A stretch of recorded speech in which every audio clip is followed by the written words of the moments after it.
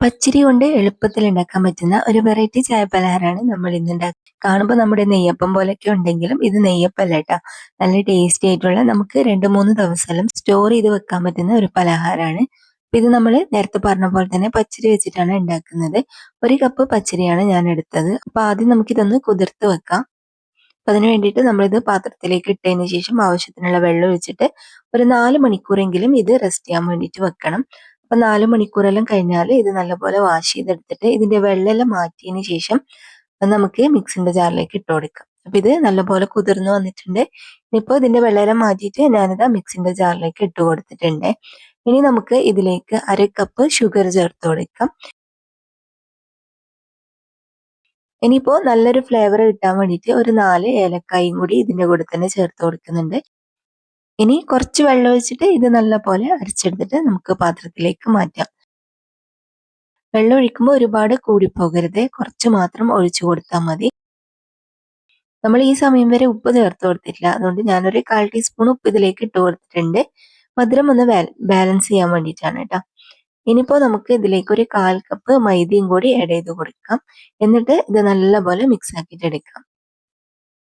ഈ മൈദയൊന്നും കട്ടകെട്ടി പോവാണ്ട് നന്നായിട്ട് തന്നെ മിക്സ് ആക്കിയിട്ട് എടുക്കാൻ വേണ്ടിയിട്ട് നോക്കാം.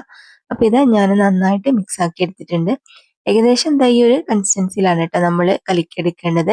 ഇനി നമുക്ക് ഇതൊരു അരമണിക്കൂർ റെസ്റ്റ് ചെയ്യാൻ വേണ്ടിയിട്ട് വെക്കാം. ഇപ്പൊ അരമണിക്കൂർ കഴിഞ്ഞിട്ടുണ്ട്. ഇതിലേക്ക് നമുക്ക് ഒരു നുള്ള് ബേക്കിംഗ് സോഡയും കൂടി ചേർത്ത് കൊടുത്തിട്ട് ഇതൊന്നും കൂടി ഇളക്കി മിക്സ് ആക്കിയിട്ട് എടുക്കാം. അപ്പൊ ഇത്രയേ ഉള്ളൂ, നമ്മുടെ മാവ് റെഡി ആയിട്ടുണ്ട്. ഇനിയിപ്പോ നമ്മൾ ഒരു കടായിലേക്ക് കുറച്ച് ഓയിൽ ഒഴിച്ച് ചൂടാക്കാം. എന്നിട്ട് അത് ചൂടായിട്ട് വന്നാൽ നമുക്ക് അതിലേക്ക് മാവ് ഒഴിച്ചു കൊടുക്കാം.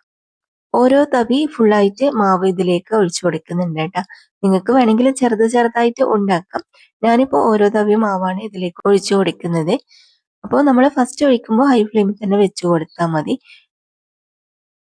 ഇത് പെട്ടെന്ന് തന്നെ ഇതുപോലെ ഇങ്ങനെ പൊന്തി വരും. നല്ലോണം പൊന്തി വന്നു കഴിഞ്ഞാൽ നമ്മൾ ഫ്ലെയിം കുറച്ച് വെച്ചിട്ട് ഇത് ഫ്രൈ ചെയ്യാൻ വേണ്ടിയിട്ട് വെക്കാം. എന്നാലേ ഇതിന്റെ ഉൾഭാഗമെല്ലാം നന്നായിട്ട് കുക്കായിട്ട് വരും കേട്ടോ.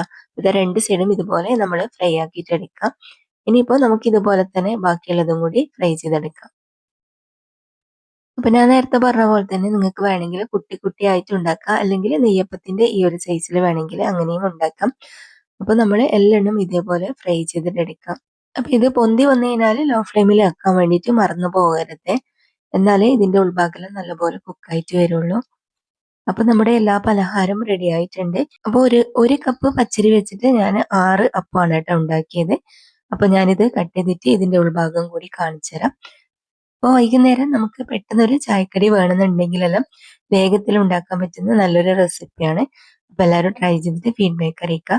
ഇന്നത്തെ റെസിപ്പി നിങ്ങൾക്ക് എല്ലാവർക്കും ഇഷ്ടമായിട്ടുണ്ടാവും എന്ന് വിചാരിക്കുന്നു. വീഡിയോ ഇഷ്ടമായാൽ മറക്കാതെ ലൈക്കും ഷെയറും കമന്റും ചെയ്യണേ.